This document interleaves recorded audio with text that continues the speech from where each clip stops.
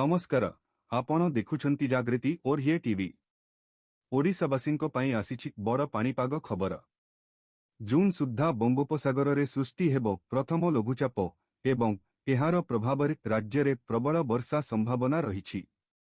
आसंतु जानिबा संपूर्ण अपडेट। चलित मौसुमी ऋतुर प्रथम लघुचाप आसंता जून रु तारीख मध्यरे उत्तर बंगोपसागर एवं एहार पार्श्ववर्ती ओडिशा उपकूल रे सृष्टि हेबार संभावना रहिछि बोली पाणीपाग वैज्ञानिक माने पूर्वानुमान करिछंती। एही लघुचाप बलय प्रभाव रे मौसुमी वायु अधिक सक्रिय हेबात सह सारा राज्य रे व्यापक वर्षा हेबार संभावना रहिछि। पाणीपाग मॉडेलगुड़िकर सूचना अनुसार उत्तर पश्चिम बंगोपसागर निकटरे एक घूर्णिबलय किंबा लघुचाप क्षेत्र विकसित होइपारे। विशेषज्ञों कहिबा अनुसारे एही पाणीपाग नियामक दक्षिण पश्चिम मौसुमी वायु को अधिक शक्तिशाली करिबो, जहाँ फलरे वर्षार परिमाण और परिसर वृद्धि पाइबो।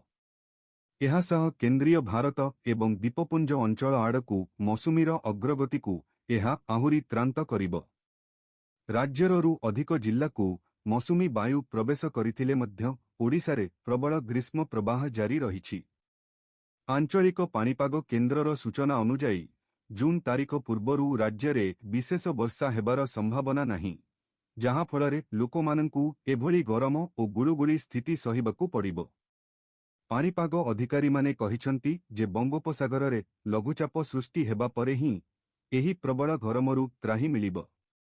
पाणीपाग विशेषज्ञ माने गुरुत्व देई कहिछंती जे आगामी लघुचाप बलय मौसुमी प्रक्रिया को पुनर्जीवित करिबारे एक प्रमुख भूमिका ग्रहण करिबो, कारण प्रारंभिक आगमन परठारु मौसुमी वायु दुर्बल रहिछि। एही आगामी वर्षा जोगु राज्य रे देखा देइथिबा जलाभाव समस्या दूर हेबा सह चाष कार्य पई एहा बेस सहायक हेबो।